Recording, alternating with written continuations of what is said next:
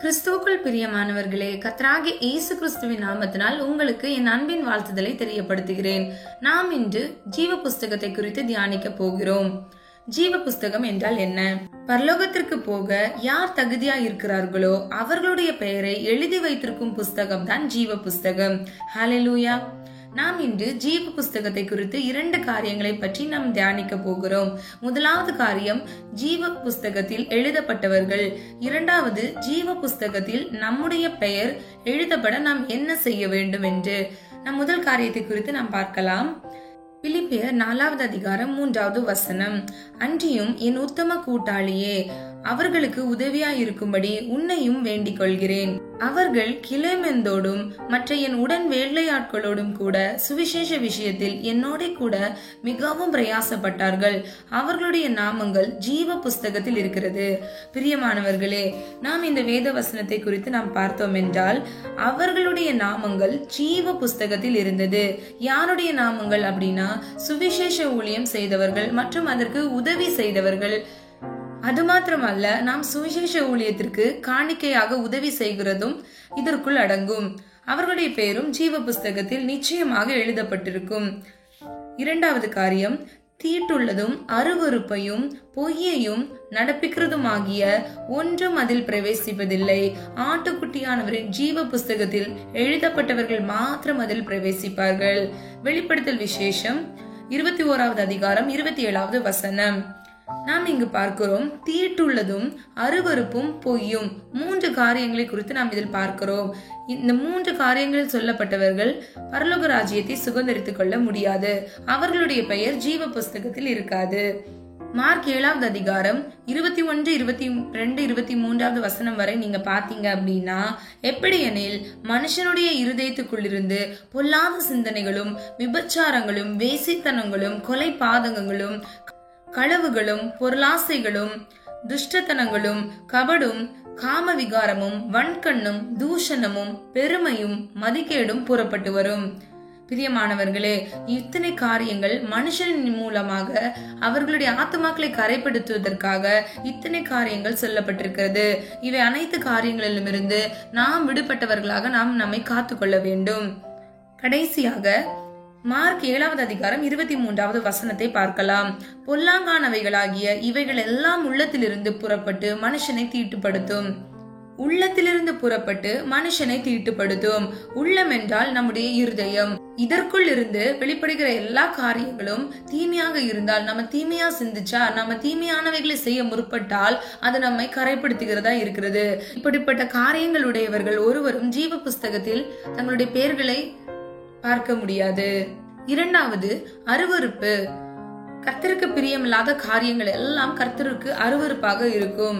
விக்கிரக ஆராதனை அவர் மிகவும் அருவருக்கிற காரியங்களில் ஒன்று. விபச்சாரங்கள் அவர் அருவருக்கிற காரியங்களில் ஒன்று என்று வேதம் சொல்லுகிறது. மூன்றாவது காரியம், பொய் பேசுகிற நாவை கர்த்தர் அறுத்து போடுகிறார் என்று வேதம் சொல்லுகிறது.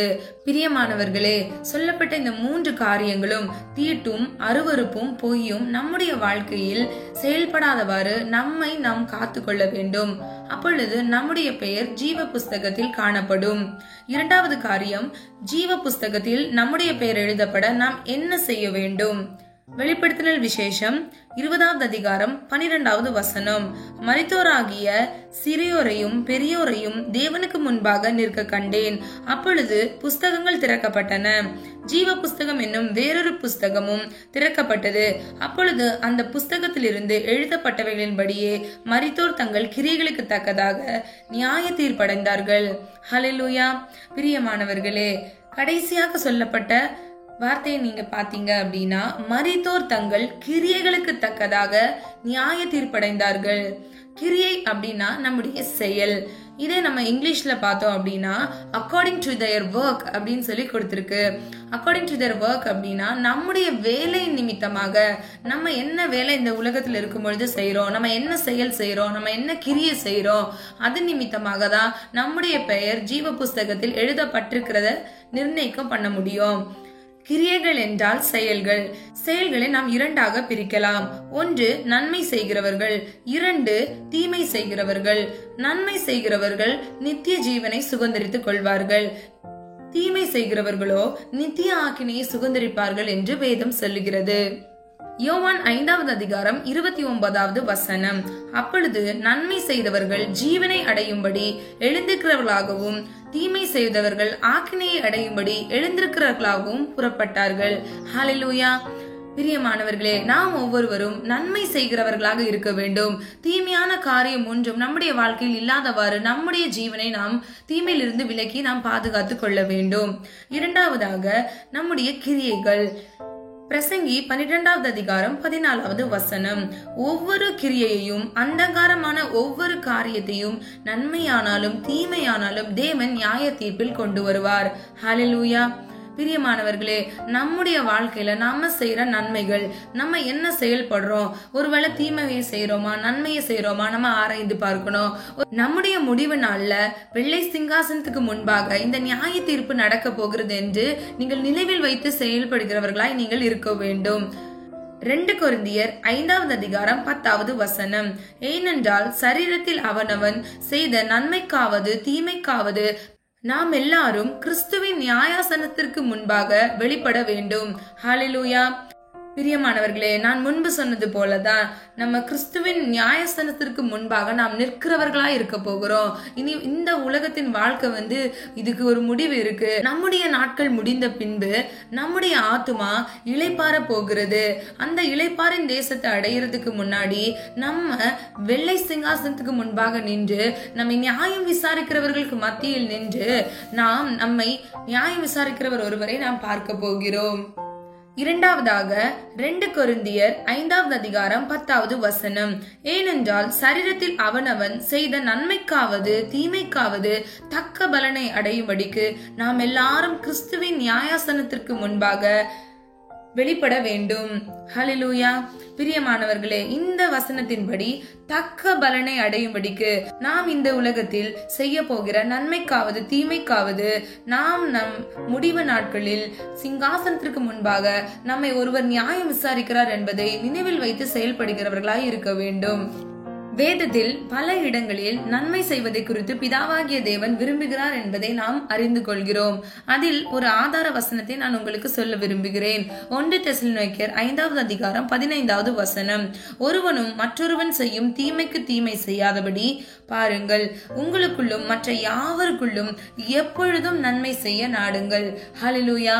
இதுவே பிதாவின் சித்தமாக இருக்கிறது. ஆதார வசனம் 1 தெசலோனிக்கேயர் 5வது அதிகாரம் 18வது வசனம். எல்லாவற்றிலேயும் ஸ்தோத்திரம் செய்யுங்கள், அப்படி செய்வதே கிறிஸ்து இயேசுவுக்குள் உங்களை குறித்து தேவனுடைய சித்தமாய் இருக்கிறது. ஹல்லேலூயா. பிரியமானவர்களே, நாம் நன்மை செய்கிறவர்களாய் இருக்க வேண்டும். ஒருவர் நமக்கு தீமை செய்தாங்க அப்படின்னா நம்ம அந்த தீமைக்கு ஈக்குவலா நம்ம தீமை செய்யக்கூடாது. நாம அந்த நேரத்துல ஜெபிக்கிறவர்களா இருக்க வேண்டும். அது மாத்திரமல்ல, நமக்கு ஒருத்தங்க நன்மை செய்யாவிட்டாலும் பரவாயில்ல, நம்ம தீமை செய்யாம நம்மளை காத்து கொள்ளணும். மூன்றாவது, அன்பு. யாக்கோபு 2வது அதிகாரம் 8வது வசனம். உன்னிடத்தில் நீ அன்பு கூறுகிறது போல பிறனிடத்திலும் அன்பு கூறுவாயாக என்று தேவ வாக்கியம் சொல்லுகிற ராஜரீக பிரமாணத்தை நீங்கள் நிறைவேற்றினால் நன்மை செய்வீர்கள். ஹல்லேலூயா. பிரியமானவர்களே, நீங்கள் பிறனிடத்தில் அன்பு கூறுகிறவர்களா இருக்க வேண்டும். எப்படி அன்பு கூறணும் அப்படின்னா, உங்களுக்கு ஒருத்தங்க என்ன செய்யணும்னு சொல்லி நீங்க நினைக்கிறீங்களோ அதே போல நீங்க பிறனுக்கு செய்கிறவர்களாய் நீங்க உங்களை அர்ப்பணிக்க வேண்டும். அப்படி நீங்க செய்யும் போது நீங்க நன்மை செய்றீங்க அப்படின்னு சொல்லி இந்த வசனத்தின் மூலியமாக நம்ம அறிந்து கொள்கிறோம். அது மாத்திரமல்ல, ராஜரீக பிரமாணத்தை நீங்கள் நிறைவேற்றினால் நன்மை செய்வீர்கள் என்று சொல்லப்பட்டிருக்கிறது. நீங்க அன்பு கூறுகிறவர்களா இருந்தீங்க அப்படின்னா நீங்க ராஜரீக பிரமாணத்தை செய்கிறவர்களா இருக்கிறீங்க. ஒருவேளை நாம அன்பு கூறாம இருந்தோம் அப்படின்னா, நம்ம நன்மை செய்யாம இருந்தோம் அப்படின்னா, நம்ம எல்லாரும் இந்த பிரமாணத்தை மீறுகிறவர்களா இருக்கிறோம். பிரியமானவர்களே, நம்ம எவ்வளவு ஜாக்கிரதையா இருக்கணும் பாத்தீங்களா? நம்ம இன்னைக்கு நம்மள ஆராய்ந்து பார்ப்போம். நம்ம நன்மை செய்யலனாலும் நம்ம தீமை செய்யாம இருக்கணும். தீமை செய்தா ஆக்கினை தீர்ப்பு உண்டு, ஆனா நன்மை செய்தாலும் நமக்கு நித்திய ஜீவன் இருக்கு. நம்ம இளைப்பாறுவதற்கு ஒரு இடம் இருக்கு. நான்காவதாக, ஜெபம். 1 தீமோத்தேயு 2வது அதிகாரம் 1 முதல் 3வது வசனத்தை நாம் தியானித்தோம் என்றால், நான் பிரதானமாய் சொல்லுகிற புத்தி என்னவெனில், எல்லா மனுஷருக்காகவும் விண்ணப்பம் பண்ணுங்கள், ஜெபங்களையும் வேண்டுதல்களையும் ஸ்தோத்திரங்களையும் பண்ண வேண்டும். பிரியமானவர்களே, பவுல் இந்த காரியங்களை குறித்து நமக்கு சொல்லுகிறதை நாம் வேதத்தில் பார்க்கிறோம். எல்லா மனுஷருக்காகவும் நாம் எப்பொழுதும் விண்ணப்பம் செய்கிறவர்களா இருக்க வேண்டும். விண்ணப்பம் மாத்திரமல்ல, அவர்களுக்காக நாம் ஸ்தோத்திரம் சொல்ல வேண்டும், வேண்டுதல்களை ஏறெடுக்க வேண்டும். உங்களுடைய காரியங்களுக்காக மாத்திரமல்ல, பிறருடைய காரியங்களுக்காகவும் நீங்க ஜெபிக்கிறவங்களா இருக்க வேண்டும். அப்படி நீங்க ஜெபிக்கும் போது நீங்க நன்மை செய்கிறவங்களா இருக்கிறீங்க. அது மாத்திரமல்ல, 1 தீமோத்தேயு 2வது அதிகாரம் 2வது வசனம், நாம் எல்லா பக்தியோடும் நல்லொழுக்கத்தோடும் கலங்கம் இல்லாமல் அமைதியுள்ள ஜீவனம் பண்ணும்படிக்கு ராஜாக்களுக்காகவும் அதிகாரமுள்ள யாவருக்காகவும் அப்படியே செய்ய வேண்டும். ஹல்லேலூயா. நம்ம ஒவ்வொருவரும் ராஜாக்களுக்காகவும் அதிகாரிகளுக்காகவும் நம்ம ஜெபிக்கிறவர்களா இருக்கணும். அது நம்ம ஒருவேளை நம்ம அப்படி ஜெபிக்கல அப்படின்னா, மேல கொடுக்கப்பட்ட அந்த வார்த்தையின்படி நாம் எல்லா பக்தியோடும் நல்லொழுக்கத்தோடும் கலங்கம் இல்லாத அமைதலுள்ள ஜீவனம் பண்ணுவதற்கு இது தடையாக இருக்கும். ஒருவேளை நீங்க இந்த தேசத்துக்கும் தேசத்தில் உள்ள அதிகாரிகளுக்கும் ஜெபிக்காதவங்களா இருந்தீங்க அப்படின்னா, இன்னிலிருந்து உங்களுடைய ஜெபத்துல இந்த காரியங்களுக்கு வச்சு நீங்க ஆட் பண்ணிக்கோங்க.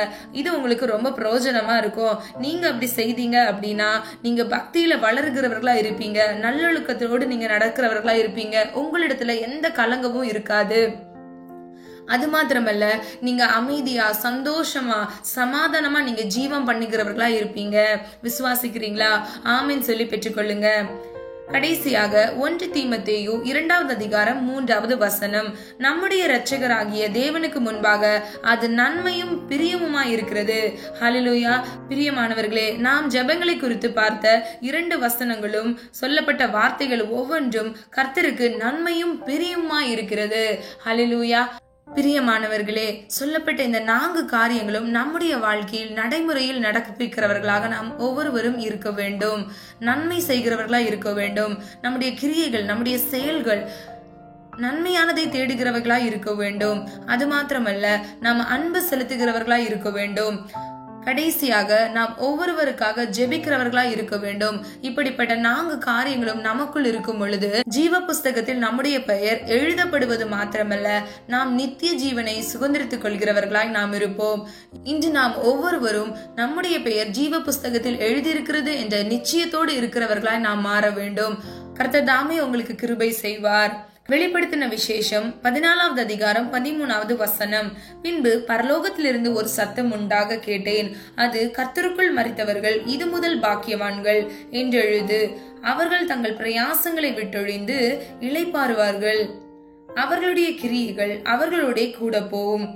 ஆவியானவரும் ஆம் என்று திருவுளம் பற்றுகிறார் என்று சொல்லிட்டு, ஹல்லேலூயா. பிரியமானவர்களே, இந்த வேத வசனத்தின்படி கர்த்தருக்குள் மரித்தவர்கள் பாக்கியவான்கள் என்று எழுதப்பட்டிருக்கிறது. இந்த வசனத்தின்படி கர்த்தருக்குள் மரித்தவர்கள் பாக்கியவான்கள். அவர்கள் முடிவு நாட்களில் இளைப்பாறுகிறவர்களாய் இருக்கிறாங்க.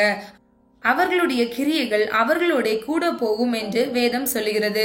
ஆம் பிரியமானவர்களே, நாம் இளைப்பாறுவதற்கு போகும் பொழுது நம்முடைய கிரியைகளும் நம்மளோடு வருகிறதை நம்ம பார்க்கிறோம். அப்போ நாம் ஒவ்வொருவரும் நன்மையானது செய்கிறவர்களாகவும் பிதாவின் சித்தத்தின்படி நன்மை செய்ய ஒவ்வொரு நாளும் நாடுகிறவர்களாக தேடுகிறவர்களாக நாம் இருக்க வேண்டும். கர்த்தர் தாமே உங்கள் ஒவ்வொருவரின் பெயர்களையும் ஜீவ புஸ்தகத்தில் எழுதுவாராக. அது மாத்திரமல்ல, நீங்கள் ஒவ்வொருவரும் சொல்லப்பட்ட நன்மை, கிரியை, அன்பு, ஜெபம் செய்யும் பொழுது உங்களுடைய பெயர் நிச்சயமாக ஜீவ புஸ்தகத்தில் எழுதப்பட்டிருக்கும். அன்பின் பிதாவே, அப்பா, எங்கள் ஒவ்வொருவரையும் அது கருத்துக்குள்ள ஒப்பு கொடுத்து ஜெபிக்கிறோம். ஆண்டவரே, எங்களுடைய ஆவி, ஆத்மா, சரீரத்தை இயேசுவின் ரத்தத்துக்குள்ள ஆண்டவரே ஒப்பு கொடுத்து ஜெபிக்கிறேன். அப்பா, பரிசுத்தப்படுத்துங்க அப்பா. எங்களுக்கு கிருபையா இறங்குங்க தகப்பனே. அப்பா, இன்று நாங்கள் தியானிக்க எங்களுக்கு கிருபை செஞ்சீங்கப்பா. ஜீவ புஸ்தகத்தில் என்ன யாருடைய பெயர் எழுதப்பட்டிருக்கிறது என்றும் அதை சுதந்திரித்துக் கொள்ள நாங்கள் என்ன செய்ய வேண்டும் என்றும் அதை நாங்கள் தியானிக்க கிருபை செஞ்சீங்க ஆண்டவரே. உமக்கு நன்றி செலுத்துகிறோம் அப்பா. சொல்லப்பட்ட வார்த்தைகள் ஆண்டவரே ஒவ்வொருவரும் ஆண்டவரே அப்பா கீழ்ப்படி கர்த்தர் கிருபை செய்யுங்க தகப்பனே. அப்பா, நாங்கள் நன்மை செய்கிறவர்களாய் மாற வேண்டும் அப்பா. செயல்கள்ல, கிரியைகள்ல நாங்க அதை வெளிப்படுத்துகிறவர்களாய் இருக்க வேண்டும் ஆண்டவரே. அப்பா, பிறரிடம் அன்பு கூறுகிறவர்களாய் நாங்க மாறணும்ப்பா. அது மாத்திரமல்ல அப்பா, நாங்க பிறருக்காக, தேசத்திற்காக, அதிகாரிகளுக்காக, ஒவ்வொருவருக்காக ஜெபிக்கிறவர்களாய் மாற வேண்டும் ஆண்டவரே. பிதாவின் சித்தம் செய்ய வேண்டும் அப்பா. நாங்க ஒவ்வொருவரும் ஆண்டவரே, நாங்க பிதாவின் சித்தம் செய்ய கர்த்தர் தாமே கிருபை செய்வீராகப்பா. ஆண்டவரே, எங்களுடைய ஒவ்வொருவரின் பெயர்களும் ஜீவ புஸ்தகத்தில் எழுதப்பட எங்களை தகுதிப்படுத்துங்கப்பா. நீர் விரும்புகிற ஆண்டவரே பரிசுத்தமும், நீர் விரும்புகிற ஆண்டவரே எல்லா காரியங்களும், நீர் விரும்புகிற தன்மைகள் எங்களுக்குள் உண்டாவதாக தகப்பனே. அவருடைய வாழ்க்கையை உமது கரத்துல ஒப்புக்கொடுக்கிறோம்ப்பா. பரிசுத்த ஆவியானவர் அப்பா எங்களுக்குள் வாசம் செய்து அப்பா நாங்கள் நடக்க வேண்டிய வழிகளை எங்களுக்கு காமித்து தரும்படியாய் ஜெபிக்கிறேன் ஆண்டவரே. அப்பா, நாங்க ஒவ்வொருவரும்பா நாங்க கிறிஸ்துவின் நியாயாசனத்திற்கு முன்பாக நிற்கும் பொழுது அப்ப தகுதி உடையவர்களால் நாங்க இருக்க வேண்டும் ஆண்டவரே. சொல்லப்பட்ட ஒவ்வொரு காரியமும் எங்களுடைய வாழ்க்கையில் இப்பொழுதே நடப்பதாக ஆண்டவரே, அதை செய்ய கிருபை செய்வீராகப்பா. நாங்கள் ஒவ்வொருவரும் நன்மை செய்கிறவர்களாய் மாற வேண்டும் ஆண்டவரே. நிச்சயத்தோடு இருக்க வேண்டும்பா. ஒவ்வொருவரின் பெயர்களும் ஜீவ புஸ்தகத்தில் இருக்கிறது என்ற நிச்சயத்தோடு நாங்கள் வாழ்கிறவர்களாய் மாற வேண்டும் ஆண்டவரே. கர்த்தர் தாமே பொறுப்படுத்திக் கொள்ளுங்கப்பா. இந்த நேரத்துல தேவையோடு பலர் பார்த்து கொண்டிருக்கலாம்ப்பா. ஒருவேளை சரீர சுக பலவீனங்களோடு பார்த்து கொண்டிருக்கலாம்ப்பா, தேவைகளோடு பார்த்திருக்கலாம்ப்பா. உங்களிடத்துல பல விண்ணப்பங்கள் செய்து அப்பா அவங்க காத்து கொண்டிருக்கலாம், வாக்குத்தத்தத்தை வைத்து காத்து கொண்டிருக்கலாம்ப்பா. இன்னைக்கு ஒவ்வொருவரையும் நீங்க சந்திங்க தகப்பனே. ஒவ்வொருவரின் தேவைகளை அப்பா பரிபூரணமாய் ஆண்டவரே அப்பா நீங்க அதை செய்து அற்புதமான காரியங்களை இயேசு கிறிஸ்துவின் நாமத்தினால் செய்து முடித்ததற்காக உம்மை நன்றியோடு துதிக்கிறேன் ஆண்டவரே. அப்பா, நீங்க ஒவ்வொருவருக்கும் ஆண்டவரே அற்புதமாய் நீங்க கிருபை செய்ய போகிறதற்காக நன்றி செலுத்துகிறேன் இயேசு கிறிஸ்துவின் நாமத்தினால். அப்பா, ஒரு விடுதலையும் ஒரு அற்புதத்தையும் நீங்க அவங்க வாழ்க்கையில கட்டளையிடும்படியாய் ஜெபிக்கிறேன் தகப்பனே. அது மாத்திரம் அல்லப்பா, நாங்க தீமை செய்கிற இடத்துல இருக்கக்கூடாதுப்பா. நாங்க எங்களுடைய வாழ்க்கையிலப்பா நாங்க தீமை செய்யக்கூடாதுப்பா. எங்க நாவுகளை நீங்க பரிசுத்தப்படுத்துங்கப்பா. நாங்க தீமையை விட்டு விலகி வாழ எங்களை அர்ப்பணிக்கிறோம் தகப்பனே. ஒவ்வொருவரையும் அர்ப்பணிக்கிறோம் தகப்பனே. ஒரு மனதாய் ஜெபிக்கிற ஒவ்வொருவரையும் ஆண்டவரே இயேசுவின் ரத்தம் இறங்குவதாகப்பா. அவர்கள் உச்சம் தலையிலிருந்து உள்ளம் கால்வரை உடைய ரத்தம் இறங்குவதாக தகப்பனே. அப்பா, நீர் இன்றிலிருந்து ஒரு மாறுதலை எங்களுடைய வாழ்க்கையில கட்டளையிடும்படியாய் ஜெபிக்கிறேன் ஆண்டவரே. அப்பா, நீர் அப்படியே கிருபை செய்ய போகிறதற்காக நன்றி செலுத்துகிறேன் அப்பா. உடைய நாம மாத்திரம் மகிமைப்படட்டும். எங்களை தாழ்த்துகிறோம், வெறுமையாக்குகிறோம் அப்பா. எங்களை பொறுப்படுத்திக்கொள்ளுங்க, எங்கள் குடும்பங்களை காத்துக்கொள்ளுங்க. எங்களுடைய ஒவ்வொரு தேவைகளையும் கர்த்தர் தாமே நீங்க சந்தித்து எங்களுடைய அப்பா நித்திய வழியில அந்த பரிசுத்த வழியில நடக்க எங்களுக்கு கிருபை செய்வீராக. வலது இடதுபுறம் சாயாதபடிக்கு உம்முடைய நித்திய பரிசுத்த வழியில நடக்க எங்களை அர்ப்பணிக்கிறோம் அப்பா. வேதத்தில் ஆண்டவரே வலது இடதுபுறம் போகும் பொழுது வழி இதுவே என்று அப்பா பின்னால் இருந்து ஒரு சத்தம் எங்களுக்கு நேராக தொனிக்கும் என்று வேதம் சொல்லுகிறதப்பா. அதற்காக நன்றி அப்பா. எங்களை நீங்க வழி நடத்துங்கப்பா. நீங்க காத்துக்கொள்ளுங்கப்பா. கிறிஸ்துவின் அன்பை விட்டு அப்பா இந்த உலக காரியங்கள் ஆண்டவரே ஒன்றும் எங்களை பிரிக்க கூடாது தகப்பனே. அப்பா, நான் அல்ல கிறிஸ்து இயேசுவே என்னில் வாழ்கிறார் என்று அப்பா நாங்க அந்த நிச்சயத்தோடு வாழத்தக்க எங்களை அர்ப்பணிக்கிறோம் ஆண்டவரே. நீங்க பொறுப்படுத்திக் கொள்ளுங்க, கிருபை செய்யுங்க. நான் விசுவாசிக்கிறேன்ப்பா. நீங்க ஜெபித்த ஒவ்வொரு காரியங்களுக்கும் அப்பா ஆமென்றும் நீங்க பதில் கொடுத்த கிருபைகளுக்காக உம்மை நன்றியோடு துதிக்கிறேன், ஸ்தோத்திரிக்கிறேன் ஆண்டவரே. மீட்பர் இயேசு கிறிஸ்துவின் மூலம் ஜெபிக்கிறோம் ஜீவன் நல்ல பிதாவே. ஆமென். God bless you.